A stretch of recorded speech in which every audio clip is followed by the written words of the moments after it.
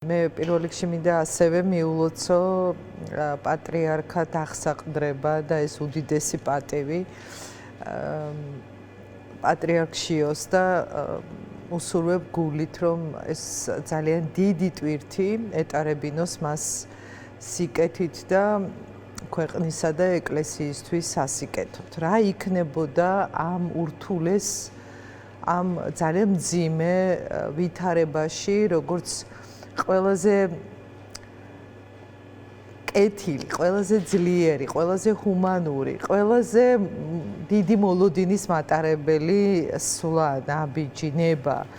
რა თქმა უნდა, ყველაზე ჰუმანური აქტის და ყველაზე კეთილი ჟესტის გამოვლენა, როგორიც არის იმ ადამიანებისთვის თავისუფლების ფიზიკური თავისუფლების მინიჭება, რომლებიც ძალიან უსამართლოდ და უკანონოდ არიან დატუსაღებულები. ეს არის ის მოლოდინი, ეხლა რაც აქვს ყველა იმ ადამიანს, ვისთვისაც არ არის სულ ერთი, რაც ხდება ქვეყანაში. და არ მგონია, რომ ამდენი ეპისკოპოსის ეხლა ვისმენდი კიდევ ერთხელ თქვენს რამდენიმე მეუფის კომენტარი ჰქონდა და წინა დღეებშიც უკვე ღიად საუბრობენ, აქამდე თუ მესმოდა ეს მხოლოდ პრივატულ საუბრებში, მეც პირადად მომისმენია რამდენიმე ეპისკოპოსის მხრიდან ეს წუხილი, რომ აწუხებთ ეს დატუსაღებული, უსამართლოდ დატყვევებული ადამიანები, ეხლა უკვე ხმამაღლა საუბრობენ და როდესაც უკვე ხმამაღლა საუბრობენ, გუშინდელი დღის შემდეგ, რომელიც არის ხო ისტორიული უდიდესი მნიშვნელობის მატარებელი მოვლენა და ამ გახლეჩილ საზოგადოებაში, ამ დანაწევრებულ რაღაცა ჯგუფებად დაყოფილ ძალიან ნატკენ და ქართული ოცნებისგან ამდენი რეპრესიების გადამტან ადამიანებს რა იქნებოდა მათთვის შვება, ხო? არ ვიცი ხა 19 ადამიანი მარტო ერთ საქმეზეა, რომელზეც ჩვენ მუშაობთ, მთელი აი ამ უკვე მეორე წელი ხდება ამდენი ხნის განმავლობაში და ცალკეულ საქმეებზეც, რომელზედაც ჩვენი ადვოკატები მუშაობენ. მათი გათავისუფლება, იმიტომ რომ გაუგებარია ამ დრომდე, რისთვის შეიძლება გყავდეს ამდენი მძევალი.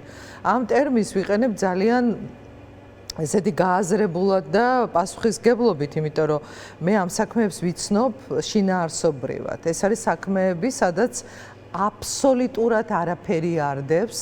ბრალის მადასტურებელი არის მხოლოდ პოლიტიკური შურისძიება, ეს დადასტურებულია უკვე პროცესის გარეშეც და თავადაც, როდესაც არაერთი განცხადება გაკეთდა ამ პროცესების პარალელურად თავად ირაკლი კობახიძის, მანაც კი ვერ დამალა და თქვა, რომ ეს ადამიანები დასაჯა სამაგალითოდ იმისთვის, რომ სხვებისთვის ყოფილიყო ეს გამაფრთხილებელი, რაღაცა პრევენციული, შემაშინებელი ეფექტის მატარებელი.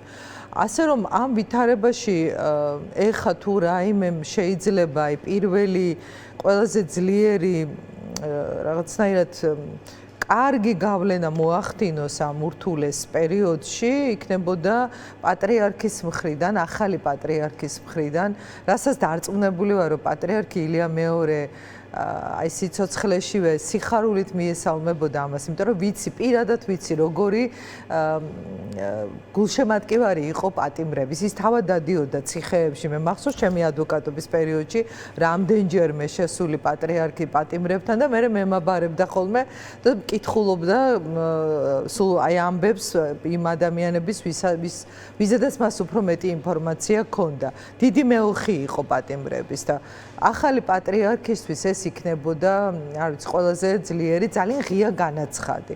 და ძალიან საინტერესოა ის შემდეგ როგორი რეაქცია ექნება ქართულ ოცნებას, რომელიც მთელი ამ დროის განმავლობაში სულ ცდილობს იდენტიფიცირება, აი საკუთარი თავის იდენტობა გააკეთოს, მოახდინოს პატრიარქის გარდაცვალების შემდეგ გამოხატულ აი ამ უდიდეს საზოგადოებრივ ემოციასთან, განწყობასთან, ხო? აი ეს დიდი ტალღა, როდესაც მთელი საქართველო დაიძრა პატრიარქთან გამოსამშვიდობებლად, აი ამ პროცესთან ხო ხედავდით, როგორც ცდილობენ რაღაცა საკუთარი თავის იდენტობას და ეს რაღაცა მართლა პოლიტიკური აქსესუარი ხო არ არის რწმენა ადამიანების.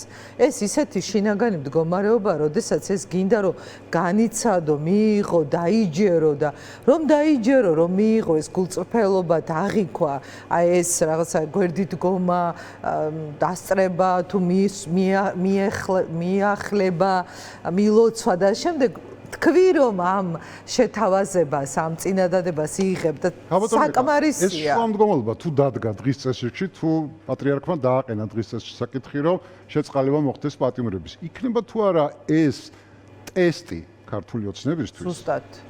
როგორ აპირებენ მომავალში ურთიერთობის გაგრძელებას საპატრიარქოსთან და პირადად შიო მესამისთან? არა ჩვეულებრივი კითხვაა, იმიტომ რომ აი ზუსტად აი მოკლე პასუხი ამ კითხვაზე დიახ აჩვენებს. როგორ აპირებენ ქმედება აჩვენებს მომავალ დამოკიდებულებას, იმიტომ რომ მაინც ყველაფერი ქმედებაში მჟღავდება და ეს არის ფარისევლობა, თუ ეს არის გულწრფელი, სურვილი რაღაცნაირად ეს გახლეჩილი, გაყოფილი საზოგადოება გაამთლიანოს ამ ჰუმანურმა აქტმა, აი ეს გამოჩნდება. აი ხა მზია ამაღლობელს რა კი წინაპირობები ჭირდება, ხო? აი რამდენი რამე მოხდა ამ ერთი უდანაშაულო ქალი ჟურნალისტის საქმეზე გამოეხმაურა, რა ვიცი, მე მგონი დანარჩენი სამყარო ყველა ქართული ოცნების ემოციები და სენტიმენტები ვერ გამოიწვია მხოლოდ.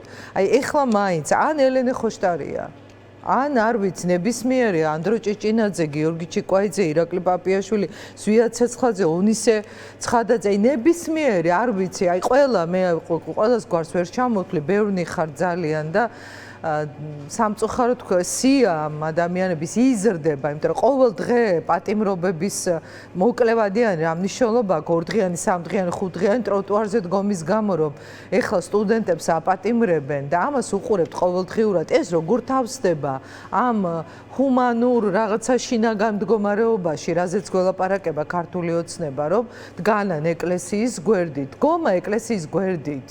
ეს რიტუალი ხო არ არის, ეს ხო შინაგანი მდგომარეობა და 2 წელი ეხლა ნოემბერში ამოეწურება ცაშელი, აი ამ 19 სინდისის 19 პატიმარს მაგალითად ამ ერთ საქმეზე ვადაც კი ამოიწურება. და რა უნდათ კიდევ, რისი ნახვა უნდათ ამ ადამიანებისგან? სინანულის, ბოდიშის მოხდის, რევერანსების? გამორიცხულია, იმიტომ რომ ამაში ხო დარწმუნდნენ, რომ ეს არ იქნება. იმიტომ კი არა, რომ აცხადებს, რომ ბოლომდე მოიხდიან ამ სარჩელს და არავინ უკან დახევას არ აპირებს. მაშინ რისი მოლოდინი აქვს ოცნებას? მე მგონი რომ აი როგორ არის იცით საკუთარ ნაღმებზე რომ მე ფეთქდები, იმიტომ რომ იმდენად შემოსაზღვრეს ეს რაღაცა რეპრესიული სარტყელი თუ წრე, რომ თავად ეხლა არიან ამაში მოქცეულები, იმიტომ რომ სანქციები, აი ხა ბოლო საფრანგეთის ეროვნული ასამბლეის გადაწყვეტილება, ხო? იმიტომ რომ ძალიან ბევრმა ქვეყანამ უკვე აქამდეც მიიღო ეს რეზოლუციები და სანქციები.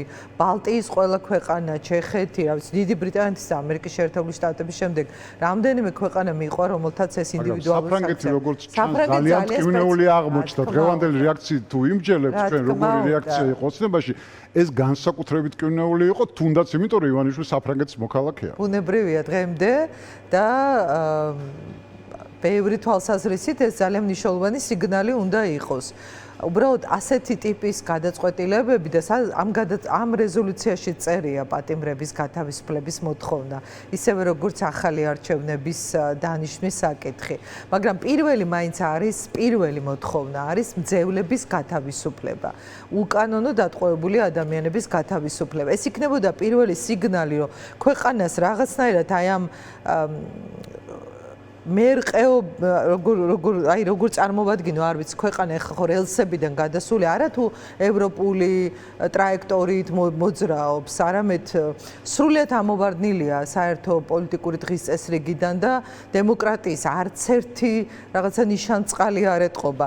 პირველი რაც იცის აჩვენებდა ქართული ოცნება მზაობას, რომ აი მოდით დავიწყოთ საუბარი ხვალ როგორ უნდა გაგრძელდეს საქართველოს პოლიტიკური მომავალი და მათი პოლიტიკური მომავალიც მათი ხო აწუხებთ ეს ხო აწუხებთ წარმოუდგენელია რომ ვერ გრძნობდნენ იმ სუსხს რომელიც ახლავს ამ სანქციებს ის რომ ეხლა ვერ იყენებენ დიპლომატიურ პასპორტებს და ჩვეულებრივი პასპორტები ტოვებენ ქვეყანას საზღვარზე და ამ დიპლომატიურ პასპორტებს მალავენ იმიტომ რომ ვერ გადიან ქვეყნიდან ვიზის გარეშე ეს ხო პირველი ძალიან ახლო შეხება რას ნიშნავს ეს სანქციები ეს ყველაზე ცოტაა რასაც მიხვდებიან იმიტომ რომ ამას კიდევ უფრო სხვა სიმძიმეები ახლავს ამიტომ არ ვიცი ჩემი რჩევაც ეს იქნებოდა მათთვის თუმცა არ მგონია ხა რჩევას რამე ეს კონდეს მათზე გავლენა მაგრამ ვისთვისაც შეიძლება კონდეს ამას რაიმე მნიშვნელობა პირველი გახსენით ეს თავისუფლების ფიზიკური თავისუფლების ფიზიკურს იმიტომ ვამბობ რომ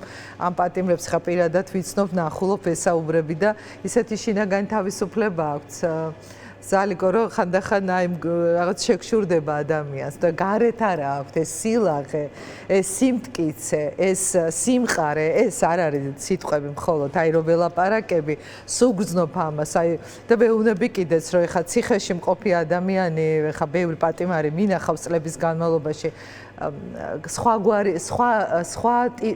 გვარად იცვლება უარესობისკენ და ამათ რო უყურებ აი კიდევ უფრო საინტერესო ადამიანები ხდებიან ამ თავისი მაგალითები გახდნენ შინაგანი სიმტკიცე და ესმის რომელიც ქუჩიდან დიახ იმიტომ რომ ესმით რატომ არიან იქ ფაქტია რომ ეს ყულფი დასავლეთისგან ივანიშვილის მთელი ამ გუნდის წინააღმდეგ ვიწროვდება და ვიწროვდება ყოველდღე ჩვენ ყოველდღურად ვხედავთ თუნდაც ის რეზოლუციების შინაარსი როგორ მძიმდება ყოველი შემდგომი რეზოლუცია იმაზე მძიმეა ვიდრე მანამდე იყო საუბარია სანქციებზე, რომელიც შეიძლება ძალიან მალე რეალობად იქცეს. და ამ ფონზე ჩვენ ერთი კვირის წინ ნახეთ, რომ დააკავეს 5 მოქმედი და ყოფილი ძალოვანი, რომლებსაც ბრალს წაუყენებ, იმიტომ რომ დანაშაული ჩაიდინეს დემონსტრანტების წინააღმდეგ.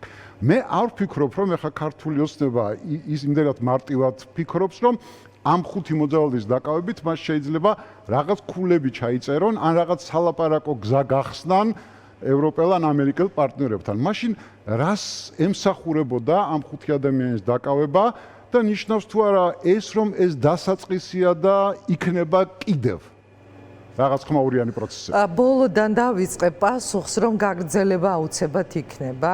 ასე ვერ სრულდება და არ სრულდება სამართლის აღსრულების პროცესი, რომელიც აიძულებს მათ შორის თავად ქართულ ოცნებას, რომელიც სამწუხაროდ თვითონ არის ავტორი ამ უსამართლობის, რომ რაღაც ნაბიჯები აჩვენოს. რა არის ეს 5 ადამიანის გამეტების პროცესი? მოსკოვის მექანიზმი არ დაგვავიწყდეს, ის უმნიშვნელოვანესი დასკვნა იყო. რომელიც არ სრულდება იმ ეტაპით და იმ პროცესით, როდესაც დასკვნა იწერება, არამედ ეს არის პროცესი, როდესაც გაგრძელება იქნება უფრო მძიმე. და მათ კარგად იციან, რომ მოსკოვის მექანიზმი დაწერილი უმძიმესი დასკვნა, რომელიც ითხოვს რეაგირებას. და დაკვირვების პროცესშია ეხლა ქართული ოცნება. რა გააკეთეს ამ მოძალადეებს, რომლებიც უსასტიკეს დანაშაულებებს ჩადიოდნენ თქვენი კოლეგების მიმართ, ოპერატორების, ჟურნალისტების, მშვიდობიანი მოქალაქეების სასიკვდილოდ იმეტებდნენ. აი ხა ჩვენ ვლაპარაკობთ უდანაშაულო პატიმრებზე, რომელთაც არაფერი არ დაუშავებიათ, გარდა იმისა, რომ შეკრების უფლებით სარგებლობდნენ და საქართველოს მომავლის გამო ქუჩაში იდგნენ და ამ დროს დღეს ჯერაც ქართულ სამართალდამცავ სისტემას შიგნით ყავს ძალიან საშიში დამნაშავეები, იმიტომ რომ ის ადამიანები, ვინც სასიკვდილოდ იმეტებდნენ მოქალაქეებს და გონწასულ ადამიანებს ურტყამდნენ და კოლექტიურად ძალადობდნენ. ეს არის სისხლის სამართლის კოდექსის ენაზე ადამიანის სიცოცხლის ხელყოფა, ან ცდელობა, მაგრამ განზრახ მკვლელობის მცდელობა ან განზრახ სხეულის დაზიანების ფაქტები. ეს არის ძალიან მძიმე დანაშაულებები და მათ შორის წამების და არაადამიანური მოპყრობის ფაქტები, რომელსაც ხანდაზმულობა არ აქვს. ამიტომ ოცნებას ახლა უნდა აჩვენოს, რომ იგებდებიან ვინმე დასაჯეთ, თუ ყველა ჩვენი პროცესი იწყება ამ კითხვით. ვინმე პასუხი ააგო და ახლა უნდა აჩვენოს, რომ აი ხო ხუთი ადამიანი არის ამისთვის პასუხისგებაში მაგრამ არ მიცემული. მგონია რომ ეს რომელიმე დასავლურმა ეს არის დასაწყისი. პარტნიორმა მიიღოს არც როგორც უკან მიიღეს. დახევათ, ხო? არც მიიღეს, უკვე გამოხმაურება იყო სხვა შორის პირველივე რეაქცია იყო საერთაშორისო უფლებადამცველი ორგანიზაციების უთხრეს რომ ეს არ არის ის, რასაც ჩვენ ველოდებით.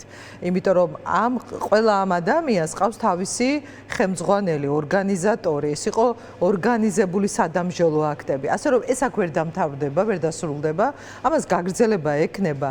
მე ზუსტად ვიცი, ხა როგორც თქვენ გიყურებთ, აი ზუსტად ვიცი, არც ისე დიდი ხანი დაჭირდება იმას, რომ ყველა ის პირი, ვინც ამას ხელმძღვანელობდა და პასუხისგებაში დღეს არ არის მიცემული, აუცილებლად მიეცემა პასუხისგებაში იმ ძალადობრივი ქმედებების გამო, რასაც ჩადიოდნენ.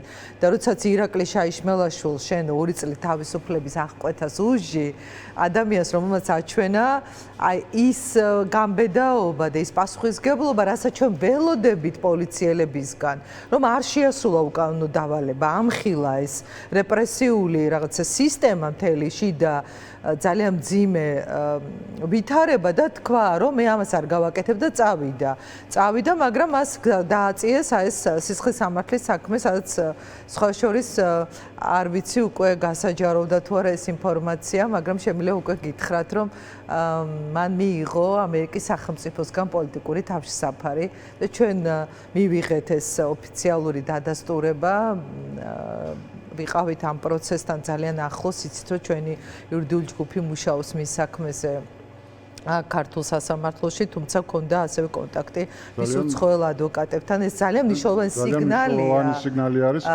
სიგნალია, იმიტომ რომ ეს პირველი ფაქტია აი ამ პოლიტიკური დაპატიმრებებიდან, ვინც ეს სტატუსი მიიღო და მიიღო სწორედ იმის გამო, რომ პოლიტიკური დევნა ხორციელდებოდა საქართველოში.